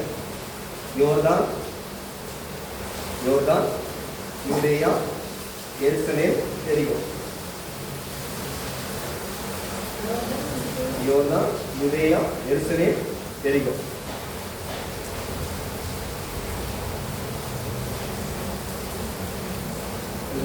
நிகழ்வுகள் 10ஆம் அதிகாரத்தை எடுத்துக்கொள்ளுங்க. இதில் நடக்கிற காரியம், முதலாவது காரியம் இந்த வசனத்தை பாருங்க. இந்த 3ஆம் வசனத்தை ஒரு வாசிங்க. அவர் பிரதியுத்தரமாக, மோசே உங்களுக்கு கட்டளை இட்டிருக்கிறது என்ன என்று கேட்டார். அதற்கு அவர்கள், தள்ளுதல் சீட்டை எழுதி கொண்டு அவளை தள்ளிவிடலாம் என்று மோசே உத்தரவு கொடுத்திருக்கிறார் என்றார்கள். இயேசு அவர்களுக்கு பிரதியுத்தரமாக, உங்கள் இருதய கடினத்தின் நிமித்தம் இந்த கட்டளையை உங்களுக்கு எழுதி கொடுத்தான். ஆண்டவராக இயேசு கிறிஸ்து உலகத்தில் படைத்து ஒரு மனுஷனுக்கும் ஒருத்தி என்பதை உறுதிப்படுத்தி காண்பித்தாங்க. மாசு கூட சொல்லிக்கலாம், உறுதிப்படுத்தலாம். ஆனா என்ன பண்றாங்க? அவர் சொல்லும்போது ஒருத்தர் சொன்னார்ல, யாரு? லாமேக்கு தவறு செய்ய ஆரம்பிச்ச முதல்ல நம்பர் யாரு? லாமேக்கு தவறான காரியத்துக்கு போனார். இங்கேயும் ஆண்டவரை குற்றப்படுத்துறதுக்கு, ஏசப்பாவை குற்றப்படுத்துறதுக்கு என்ன பண்றாங்க? வார்த்தையின் மூலமாக அவரை என்ன செய்றாங்க? கேட்கிறாங்க. திருமணம் பண்ணதுக்கு அப்புறம் நான் அடுத்து வேற ஒரு நாள் கூட சேர்ந்து நல்லதா தவறா என்பதை கேட்கிறாங்க. இதெல்லாம் வரதுக்கு காரணம் யாருன்னு சொல்றாரு? அங்க வாசிச்சிருக்கிறது, உங்கள் இறுதிய கடினத்தின் நிமித்தம் இந்த காட்டிலே உங்களுக்கு கொடுக்கிறேன். ஒரு நாளும் நம்முடைய இருதயம் என்ன செய்யக்கூடாது? கடினப்பட்டு விட கூடாது. திருமணம் ஆன பிறகு நம்ம ஒரு நாள் கூட உறுதியாக வாழ்ந்து சாட்சியா ஜீவிக்க வேண்டும் என்பதை அவர் உறுதிப்படுத்துறார். இந்த தவறான காரியம் வர்றதுக்கு காரணம் என்னது? அவருடைய இருதய கடினம். இப்ப இங்க வந்துட்டு நம்மளோட வாழ்க்கையில் ஒரு நாளும் சாத்தா இருதய கடினப்படுத்த நினைச்சாலும் அது தவறான எண்ணத்துக்கு போய்விட கூடாது. அவ்வளவுதான் முதலாவது காரியம் நிகழ்வுகள்ல. இரண்டாவது காரியம், தேவனுடைய ராஜ்யத்தை பிரவேசிக்க சிறு பிள்ளை போல் மாற வேண்டும். நீ தேவனுடைய ராஜ்யத்தில் பிரவேசிக்க வேண்டும் என்று சொன்னால் சிறு பிள்ளையை போல மாற வேண்டும். அதை 10ஆம் அதிகாரத்தில் 13 முதல் 15 வசனம் வரைக்கும் சொல்லப்பட்டிருக்கிறது. சிறு பிள்ளையை போல குணம், எண்ணம், சிந்தை, செயல் எல்லாம் நாம் காணப்பட வேண்டும். மூன்றாவது காரியம், ஐஸ்வர்யவான் தேவனுடைய ராஜ்யத்தை பிரவேசிக்க கடினம் என்று சொல்றார். 17 முதல் 22 வசனம் வரைக்கும் சொல்றாரு. ஒரு ஐஸ்வர்யவான், பெரிய ஒரு பணக்காரன் தேவனுடைய ராஜ்யத்தில் பிரவேசிப்பது ரொம்ப கடினம் என்பதை குறித்து அவர் சொல்ல வருகிறார். அடுத்ததாக, எல்லாவற்றையும் விட்டு தேவனை பின்பற்றினால்தான் நமக்கு என்ன கிடைக்கும்? நித்திய ஜீவன் கிடைக்கும். எதெல்லாம் அந்த உலகத்தில் நம்ம விடுக்கணுமோ, விட வேண்டுமோ, அதையெல்லாம் விட்டு நம்ம மாம்சத்தை, நம்ம சுயத்தை எல்லாம் விட்டு ஆண்டவர் உறுதியாக பின்பற்றினால் மட்டும்தான் நமக்கு என்ன கிடைக்கும்? நித்திய ஜீவன் உண்டு. 23ஆம் வசனம் முதல் 25ஆம் வசனம் வரைக்கும் அவர் சொல்ல வருகிற காரியம். இப்ப இங்க வருகிற நீங்க ஆண்டுக்காக எதெல்லாம் விடணுமோ விடுங்க, என்னெல்லாம் விடணுமோ அதெல்லாம் விட்டு நித்திய ஜீவனை பற்றிக் கொள்ளுங்கள் என்பதை அவர் சொல்ல வருகிறார். அடுத்ததாக, இயேசு மரித்த பின் நான் நிச்சயமா என்ன பண்ணுவேன்? 3ஆம் நாளில் உயிர் தருவேன் என்பதை தன் சீசரிடத்தில் சொல்றார். மரிக்கிறதுக்கு முன்னாடி சொல்றார், நம்ம உலகத்துல என்ன பண்ண போறேன்? சீக்கிரத்துல மரிக்க போறேன், மரித்து 3ஆம் நாள் உயிர் தருவேன் என்பதை அந்த 32ஆம் வசனத்திலிருந்து 34ஆம் வசனம் வரைக்கும் அவர் சொல்லி உறுதிப்படுத்தி காண்பிக்கிறார். அடுத்ததாக 42 முதல் 44 வரைக்கும் சொல்ல வர காரியம், ஒருத்தன் பெரியவனா இருக்குன்னு சொன்னா ஃபர்ஸ்ட் என்ன செய்யணும்? பணிவிடைக்காரனாக வேலைக்காரனாக இருக்க வேண்டும் என்பதை இந்த அதிகாரத்தில் சொல்லுகிறார். ஒரு கிறிஸ்தவர்களாக உன் வாழ்க்கை பெரியவனா மாறணுமா, உயர்வு வேண்டுமா, உன் வாழ்க்கை நன்மை வேண்டுமானால் முதலாவது நினைச்சு பணிவிடைக்காரனாக இருக்க வேண்டும். ஆண்டுக்காக என்னெல்லாம் விட்டு விடுத்து செய்யுமோ, ஆண்டுக்காக நீ பணிவிடைக்காரனாக இருக்கும் பொழுது உனக்கு அந்த உயர்வு மேன்மை கிடைக்கும் என்பதை இந்த அதிகாரத்தில் சொல்கிறார். அடுத்ததாக, குருடனான பர்த்தேயுமே சுகமாகிறான். 46 முதல் 52 வரை ஒரு குருடன் என்ன பண்ணுறார்? இயேசுப்பா அற்புதம் செய்கிறார். பர்த்தேயுமே நீ வாசிச்சிருப்பீங்க. இவ்வளவு இந்த நிகழ்வுகள் சொல்லப்பட்டிருக்கிறது. அற்புதங்கள், ஒரே ஒரு அற்புதம். இந்த குருடான பர்த்தேயுமே இயேசுப்பா என்ன பண்ணுகிறார்? கண் பார்வையடைய செய்கிறார். இந்த அதிகாரத்தில் அவர் சொல்லுவது ஒரே ஒரு அற்புதம் அதற்கு அந்த குருடான பர்த்தேயுமே இயேசுப்பா என்ன பண்ணுகிறார்? பார்வையடைய செய்கிறார். செய்யும்போது கூட அவன்கிட்ட ஒரு வார்த்தை கேட்கிறார். உடனே தன் நேரத்தை எடுத்துவிட்டு எழுந்து இயேசுக்கு வந்தான். இயேசு அவனை நோக்கி, நான் உனக்கு என்ன செய்ய வேண்டும் என்கிறார். கேட்டார். கேட்டவன் உறுதியாக, ஆண்டவரை நான் பார்வையடைய வேண்டும் என்பதை கேட்டு உறுதிப்படுத்தி அற்புதத்தை இயேசுவிலிருந்து பெற்றுக்கொண்டான் என்பதை பார்க்கிறோம். அற்புதத்துல போதனைகள், இதன் மூலமாக அவர் சொல்ல வர காரியம் போதனைகள். இந்த அதிகாரத்துல கணவன் மனைவி அன்பா இருக்க வேண்டும். கணவன் மனைவி அன்பா இருந்த பீரியட் வருமா? வராது. இந்த முதலாவது 10 வருஷத்துல வாசிச்சல இன்னொரு ஆண்ட போய் தவறான காரியம் அன்பா, ஒரு கணவன் மனைவி அன்பா இருக்கும்போது இன்னொரு ஆண்ட போவாங்களா? அந்த எண்ணம் வருமா? வராது. அதை சொல்ல வர காரியம் கணவன் மனைவி அன்பா இருக்க வேண்டும். தேவன் இணைத்ததை மனிதன் பிரிக்காதிருக்க கடவுள். நிறைய சொல்ல வர காரியம் முதலாவது காரியம். அடுத்ததாக, தேவனுடைய ராஜ்யத்துக்கு செல்ல வேண்டுமானால் எப்பொழுதும் ஒரு சிறு பிள்ளையை போல ஒரு எண்ணம், அந்த குணம் நம்மகிட்ட என்ன செய்யணும்? இருக்க வேண்டும். சிறு பிள்ளையை போல குணம், செயல்பாடுகள் காணப்பட வேண்டும். அடுத்ததாக, நித்திய ஜீவனை பெற்றுக்கொள்ள வேண்டுமானால் ஐஸ்வர்யம் ஒரு நாள் முக்கியத்துவம் கொடுக்க கூடாது. உங்க வாழ்க்கையில் நித்திய ஜீவனை பெற்றுக்கொள்ள வேண்டுமானால் பணத்துக்கு முக்கியத்துவம் கொடுக்க கூடாது, கிறிஸ்துவுக்கு முக்கியத்துவம் கொடுக்க வேண்டும். கிறிஸ்துவுக்கு நீ முக்கியத்துவம் கொடுப்பேன்னு சொன்னா பணத்துக்கு முக்கியத்துவம் என்ன போகாது. அப்ப அதனால நித்திய ஜீவன் நம்ம எல்லாம் பேசப்பட்டு கொள்ள எதுக்கு? நித்திய ஜீவனை பெற்றுக்கொள்ள வேண்டும். அப்ப அதுக்கு கிறிஸ்துவுக்கு முக்கியத்துவம் கொடுங்க, ஐஸ்வர்யத்துக்கு முக்கியத்துவம் கொடுக்க வேண்டாம் என்பதை இந்த அதிகாரத்தை சொல்லிக்கிறாங்க. அடுத்ததாக தாழ்மை உள்ள, உன்னோட குணம் தாழ்மையா இருக்கணும். உயர்வு வேண்டுமானால் தாழ்மை உள்ளவனா இரு, உயர்வு மேன்மை வேண்டுமானால் தாழ்மை உள்ளவனா இரு என்பதை அவர் சொல்ல வருகிறார். அடுத்ததாக இயேசு அற்புதம் செய்கிறவர், உன் வாழ்க்கையிலோ அதே அற்புதம் செய்ய வேண்டுமானால் உனக்குள்ள விசுவாசம் என்ன செய்யணும்? ஒரு நாள் குறையவே கூடாது. ஆரம்பத்தில் ரட்சிக்கப்பட்ட ஆரம்பத்துல இருந்த அந்த விசுவாசம் கடைசி வரைக்கும் என்ன செய்யணும்? உறுதியா இருக்க வேண்டும். ஆரம்பத்துல இருந்த விசுவாசம் இருக்குதான்? நீங்க எல்லாரும் யோசிச்சு பாருங்க. ரட்சிக்கப்பட்ட ஆரம்பத்துல என்னைக்கு முதலாவது இயேசு கிறிஸ்து ஏற்றுக்கொண்டு அற்புதம் பெற்று வந்தோமோ அந்த விசுவாசம் இன்னைக்கு இருக்குதா? சத்தம் ஒருத்தர் வரமாட்டேங்குது. இருக்கணும். அப்பொழுதுதான் நம்ம மூலமா மற்றவங்களுக்கு அற்புதம் செய்ய முடியும். நீங்க இப்போ சீசனா வந்திருக்கீங்க, சீசனா மாற போறீங்க, ஒருத்தருக்கு அற்புதம் எசப்பா செய்யணும். உங்கள்கிட்ட அந்த விசுவாசம் இருந்தாதான் அவங்களுக்கு போய் நம்ம ஜெபம் பண்ண முடியும். எசப்பா அற்புதம் செய்யுங்க, எசப்பா உடனே அற்புதம் செய்வாங்க. இங்க என்ன செய்யணும்? அந்த ஆழமான விசுவாசம் உறுதியா இருக்க வேண்டும். உங்க மூலமா எசப்பா என்ன பண்ணுவார்? அற்புதம் செய்வார் என்பதை இந்த அதிகாரத்தில் சொல்லி வச்சிருக்கிறாங்க. ஓகே, அடுத்ததாக 11ஆம் அதிகாரத்துல அவர் சொல்ல வருகிற காரியம், இயேசுவை கடவுள் அனுப்பிய ராஜாவாகிய ஏற்றுக்கொண்டவர்கள் பலன் தரும் நல்ல மரமாக வாழ முடியும். இந்த 11ஆம் அதிகாரத்துல உள்ள ஃபுல் ஸ்டோரியில அந்த கதை என்ன சொல்றாருன்னா, இயேசுவை கடவுள் அனுப்பிய ராஜாவாக ஏற்றுக்கொண்டவர்கள் பலன் தரும் நல்ல மரம் போன்று வாழ்க்கை வாழ்வார்கள். இயேசு கிறிஸ்து உலகத்தில் வாழ்கின்ற தேவன், அந்த தேவன் அவர் ராஜா என்பதை உறுதியாக நம்புறவங்க பலன் தரும் நல்ல மரம் போன்ற வாழ்க்கை வாழ முடியும் என்பதை இந்த 11ஆம் அதிகாரத்தில் சொல்லி வைத்திருக்கிறாங்க. அதில் நபர்கள் யாருன்னு சொன்னா, ஒன்று ஆண்டவராக இயேசு கிறிஸ்து, 12 சீடர்கள்,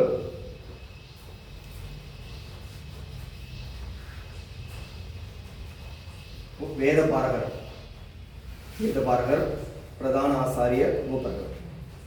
இயேசு கிறிஸ்து, 12 சீடர்கள், வேதபாரகர், பிரதான ஆசாரியர்கள், மூப்பர்கள். இடங்கள்: எருசலேம், ஒலிவமலை,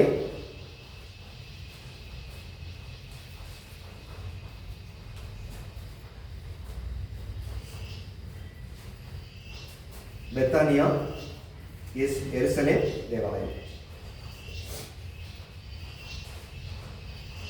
எருசலேம், ஒலிவமலை, பெத்தானியா தேவாலயம். அந்த எருசலேம் உள்ள தேவாலயம், எருசலேம் போட்டிருக்க எருசலேம் பக்கத்தில் உள்ள தேவாலயம் கூட சேர்த்துக்கொள்ளுங்க. இதில் நிகழ்வுகள் என்ன சொன்னால், இயேசு கிறிஸ்து ஒரு கழுதை குட்டியின் மேல் ஏறி தம் சீடரோடு என்ன பண்ணுகிறார்? பவனியாக நடந்து செல்கிறார் என்பதை அவர் சொல்கிறார். முதல் 10 வசனத்தில் அவர் சொல்ல வருகிற காரியம், இயேசு அவர் சிலுவையில் அடிக்கப்படுவதற்கு முன்பதாக ஒரு கழுதை குட்டியின் மேல் ஏறி தன் சீசரோடு பவனியாக போகிறார் என்பதை அவர் சொல்றார்.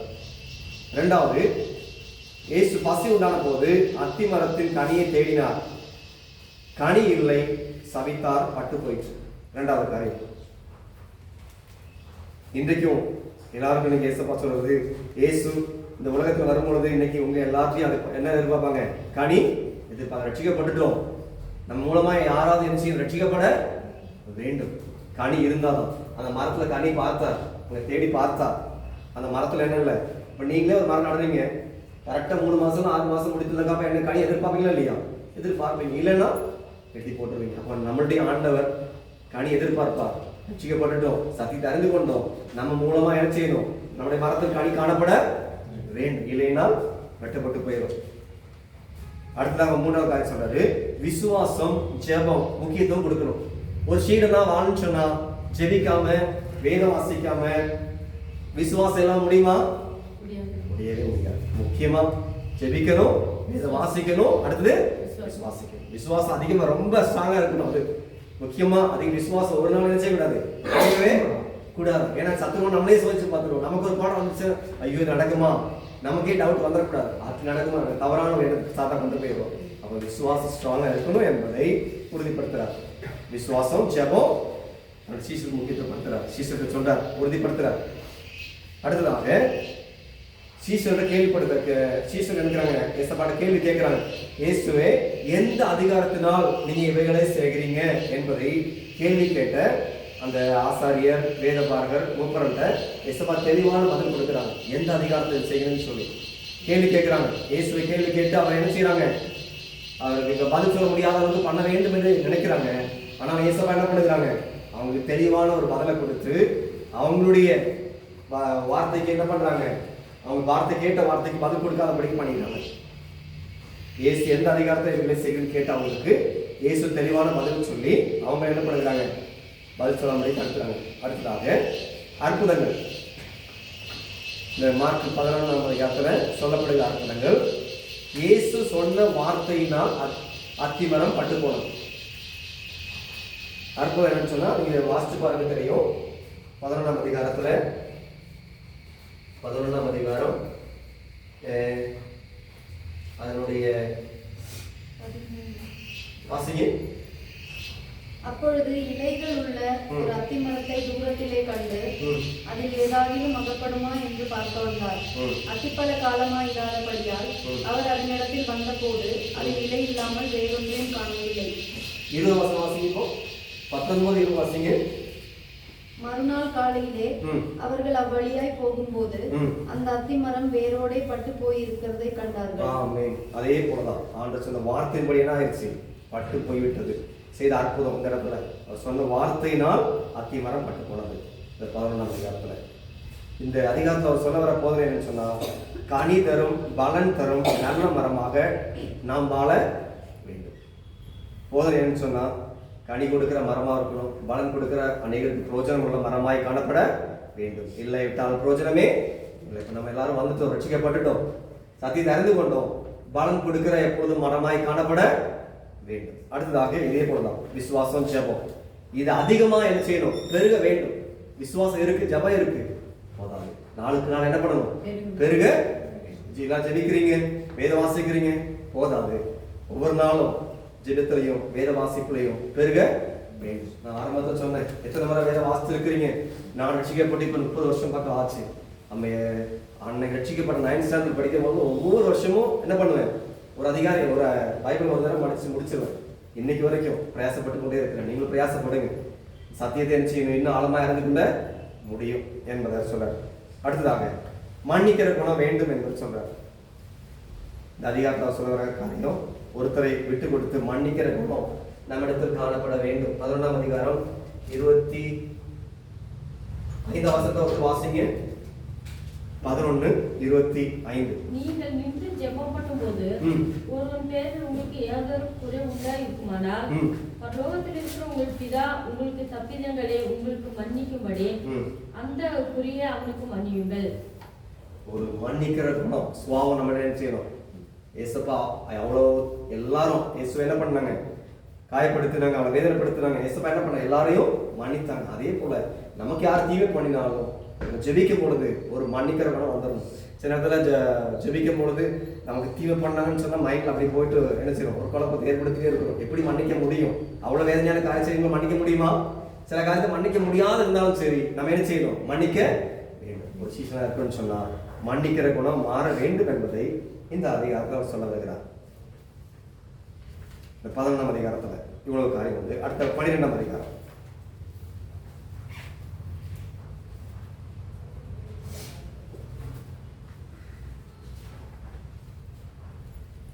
அதோட தலைப்பு என்னன்னு சொன்னா, கடவுளுக்கு உரியவர்கள் உயிரோடு எழுப்பி கடவுளின் சேர்க்க வந்த இயேசு. கடவுளுக்குரியவங்களை உயிரோடு எழுப்பி கடவுளின் சேர்க்க வந்த இயேசுன்னு சொல்லி தலை போட்டிருக்கிறாங்க பாஸ்டர். அதில் நபர்கள் யாருன்னு சொன்னா, திராட்சை தோட்ட எஜமான். நபர்கள் யாருன்னு சொன்னா, திராட்சை தோட்ட எஜமான் ஒரு ஆளு, குத்தகைக்காரன் இதுல 2வது, திராட்சை தோட்டக்காரனுடைய மகன். நபர்கள் யாருன்னு சொன்னா அவருடைய மகனும் உண்டு, தோட்டக்கார எஜமானுடைய மகன். அடுத்ததாக பரிசேயர், ஏரோதியர், 7 பேர் சகோதரர், பரிசேயர், ஏரோதியர், 7 பேர் சகோதரர், வேதபாரகன், ஏழை விதவை, சீஷர்கள், சதுசேயர், இயேசு கிறிஸ்து. இவ்வளவு நபர்கள் இந்த அதிகாரத்தில் இருக்கிறாங்க. இடங்கள் 2 இடம் தான். திராட்சை தோட்டமும் ஜெபாலயம். அவர் தேவாலயம் போட்டுக்கிறேன். திராட்சை தோட்டம், ஜெபாலயம் அல்லது தேவாலயம்.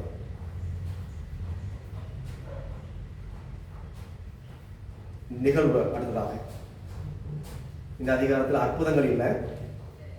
நிகழ்வுகளை பார்க்கும் பொழுது பண்ண ஒரு பெரிய ஒரு எஜமான் என்ன பண்றான், தோட்டத்தை உண்டாக்கி அதை குத்தகை கொடுத்துட்டு அவன் இடத்த விட்டு வேற ஊருக்கு போயிடுறான். நீங்க வாசிச்சிருப்பீங்க. அதனுடைய 12ஆம் அதிகாரம் 1 வசனத்துல இருந்து அதனுடைய 12ஆம் வசனம் வரைக்கும் நீங்க வாசிச்சீங்கன்னா தெரியும். 1 முதல் 12 வரைக்கும் தோட்டத்தை உண்டாக்கி என்ன பண்றான், ஒரு ஆட்டை குத்தகை கொடுத்துட்டு போறான். குத்தகை கொடுத்துட்டு போகும்பொழுது என்ன பண்ணுறாங்க, அந்த இடத்தை அபகரிச்சிடுறாங்க. அவர் என்ன பண்றாரு, ஒரு ஆள் அனுப்புறாரு. அப்ப அவங்களையும் கொண்டுறாங்க. அடுத்ததாக மகன் அனுப்புறாரு, அவங்களையும் கொண்டுறாங்க. இந்த இடத்துல அவர் சொல்ல வர காரியம், இயேசுவை குறைப்படுத்த நினைத்த தலைவருடன் வரி குறித்து என்ன பண்றாங்க, செயல்படுத்துறாங்க, குற்றப்படுத்த நினைத்த அவங்களுக்கு 12ஆம் அதிகாரத்துல 13 முதல் 17 வரைக்கும் இயேசுவை குறைப்படுத்தி குற்றப்படுத்த நினைத்த தலைவரிடத்துல வரியை குறித்து சரியான விளக்கம் அளிக்கிறார். 13 முதல் 17 வரைக்கும்.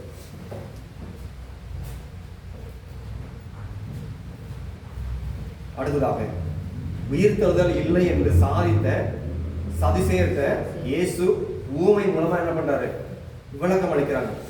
உயிர்த்தெழுதல் இயேசு கிறிஸ்து வந்ததுக்கு மரித்ததுக்கு அப்புறம் உயிர்த்தெழுதல் இல்லை என்பது சதுசேயர் சாதிக்கிறாங்க. உயிர்த்தெழுதல் இல்லை என்று சாதித்த சதுசேயரிடம் இயேசு ஊமை மூலமா என்ன பண்றாரு, விளக்கம் சொல்றாரு. 18ஆம் வசனம் முதல் 27ஆம் வசனம் வரைக்கும் அவர் சொல்கிற காரியம். அடுத்ததாக கற்பனைகளில் பிரதான கற்பனை கேட்ட வேதபாரர்கிட்ட ஏசப்பா தெளிவான பதில் கொடுக்கிறார். கற்பனைகளில் பிரதான கற்பனை என்று கேட்ட வேதபாரர்கிட்ட இயேசு தெளிவான ஒரு பதிலை கொடுக்கிறாங்க. அடுத்ததாக வேதபாரர் இயேசு கேட்ட கேள்விக்கு பதில் தர முடியல. வேதபாரர் பதில் தர முடியல. ஆனா இயேசு தெளிவான பதில் கொடுக்கிறார். அடுத்ததாக கடைசியாக ஒரு ஏழை விதவைக்கு தனக்கு உள்ளதெல்லாம் கொடுத்து தேவனுடைய ஆசீர்வாதத்தை பெற்றுக்கொள்கிறார். ஒரு ஏழை விதை தனக்கு உள்ளதெல்லாம் வச்சியும் கொடுத்து ஆசீர்வாதம் பெற்றுக்கொள்கிறார். இந்த அதிகாரத்துல முக்கியமான போதனை என்ன சொன்னா, உலக மக்கள் இந்த கடவுளின் தோட்டம் உலக மக்கள் ஆண்டவராக இயேசு கிறிஸ்து உலகத்தை எல்லாம் படைத்தார். படைத்து இன்னைக்கு மனுஷங்க கையில கொடுத்துருக்காங்க, வாழ்ந்து கொண்டிருக்கிறோம்.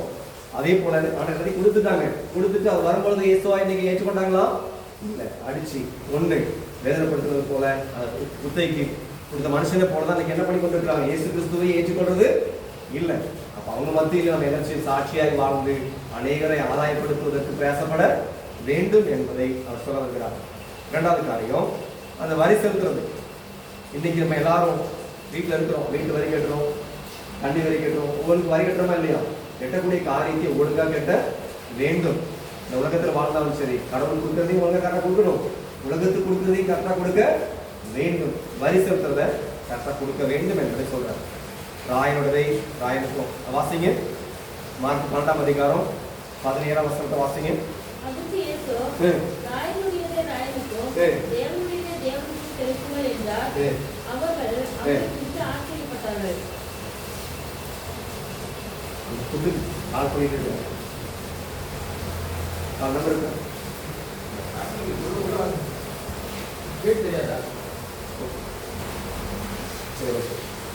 அடுத்த வருஷத்துல வாசிங்க. இந்த பேசிக்கங்க பிரதர். இந்த உயிர்த்தெழுதல்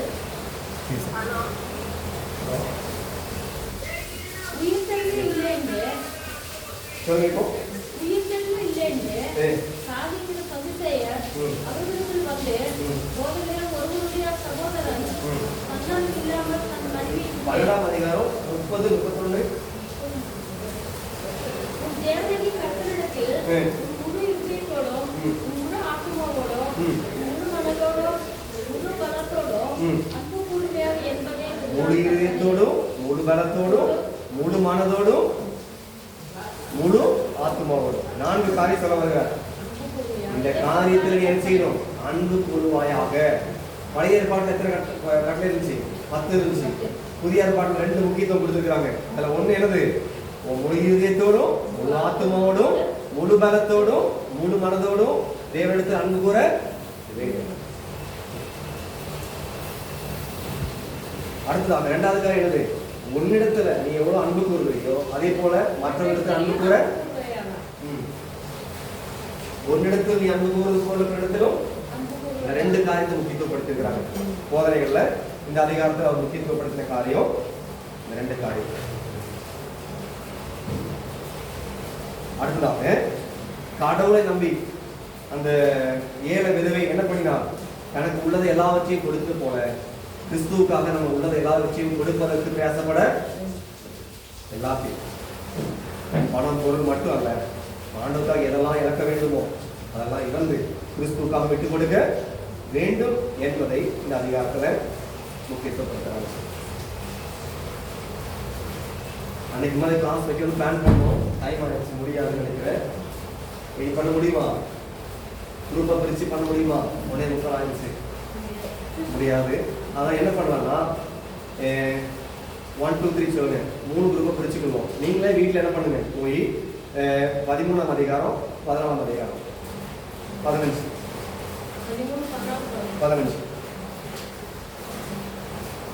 என்ன பண்ணுங்கன்னா இதே போல நபர்கள், இடங்கள், நிகழ்வுகள், போதனைகள், அற்புதங்கள், இந்த 4 காரியம் என்ன பண்ணுங்க, பிரிச்சுட்டு வாங்க, எழுதி கொள்ளுங்க.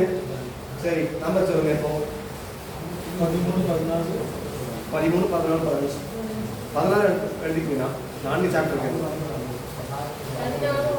13, 14, 15 4 சாப்டர்ஸ் இருக்கு. 3 தான். ஓகே, 3 குரூப்பா பிரிச்சிடலாம். சரியா? பிரிச்சுட்டு ஒவ்வொருத்தரும் 16 எல்லாத்தையும் பண்ணலாம். அசைன்மெண்ட் எல்லாரும் அசைன்மெண்ட் சரி. ஏன்னா இனி உட்காந்து போய் பண்ணிட்டு வர கஷ்டமாயிடும். அதனால அசைன் மாதிரி பண்ணிக்கலாம். நம்பர் சொல்லுங்க. 1 2 3 1 2 3 நீங்க 1 2 1 2 3 1 2 3 இருக்கீங்களா? 1 நீங்க 1 2 ஆர் 3 சரியா? ஓகே, இப்போ 1 மட்டும் கைக்குங்க. 1 நீங்க 1 சரி. வேதம் முடிஞ்ச அளவு என்ன பண்ணுங்க, இந்த 4 அதிகாரத்தை வாசித்து அதில் உள்ள நிகழ்வுகள், அவருடைய பேர்கள், அவருடைய இடங்கள், போதனை என்ன சொல்ல வராங்க, இப்போ நம்ம தனியாக ஒவ்வொரு அதிகாரம் பிரித்து என்ன சொல்ல வராங்க என்பதை பார்ப்போம்ல. அதே போல் நீங்கள் பேச பாருங்க. போன வாரம் நீங்கள் இருக்கு அதனால கஷ்டமாக 2 பேரும் ஒரே குரூப்பில் வந்து நல்லா இருக்காது. இப்போ நீங்கள் என்ன பண்ணுங்கன்னா ஒரு ஆள் மட்டும் மாறிடுங்க. சரியா? நீங்கள் உங்களுக்கு என்ன நம்பர் அவர் 1 இல்லை, நீங்கள் 2, நீங்கள் 1 மாறிடுங்க. விருப்பம் பண்ணுங்க. நீங்கள் 2 வச்சுக்கோங்க. சரியா? நீங்கள் 2 பண்ணுங்க. மற்ற எல்லாம் என்ன பண்ணுங்க, 3 அதிகாரமே எழுதிட்டு வரல. ஆமாம், எல்லாருமே 3 அதிகாரம் அசைன்மெண்ட் எல்லாரும் 3 அதிகாரமும் இல்லை அப்படி வேண்டாம். 1ஆம் நம்பருக்கு வந்து 13. சரியா? எழுதிக்கங்க. குரூப் 1க்கு வந்து 13, குரூப் 2க்கு 14. எல்லாருக்கும் ரொம்ப கஷ்டம். ஏன்னா அவரும் நிறைய அசைன்மெண்ட் கொடுத்துருக்காங்கல்ல. அதனால சாப்டர் 13 1ஆம் நம்பர் குரூப்பு, சாப்டர் 14 2ஆம் number group, chapter 15 group 3. Okay, chapter 13 வந்து குரூப் 1க்கு, சாப்டர் 14 குரூப் 2க்கு, சாப்டர் 15 குரூப் 3. ஓகேவா? 13 வாசிச்சு அதே போல பேசப்படுங்க. சரியா? இதே போல நிகழ்வுகள், அற்புதங்கள், இடங்கள், போதனைகள் என்ன சொல்லப்பட்டிருக்கிறத பேப்பரில் எடுத்து எழுதிட்டு வந்து சரியா? பேப்பரில் எடுத்து சரியா? படிக்க தெரியாதவங்க பேசப்படுங்க. யாரும் நிச்சயம் படிக்க தெரியாமல் இருக்கிறது பேசப்படுங்க. முடியாத கருத்து கற்றுக்கணுமா? சரியா? இது எத்தனை படிச்சுக்க தீர்ப்பாங்க படிச்சுக்கல பேசப்படுங்க. சரியா?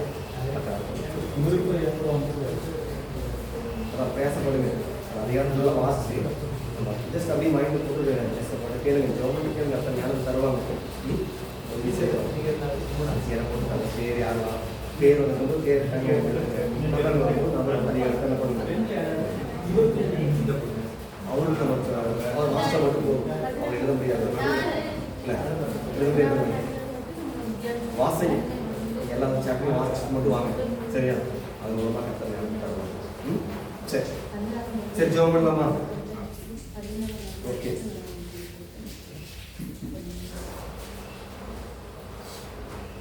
எல்லாம் கண்ணு மூலமா ஜெபம் பண்ணுங்க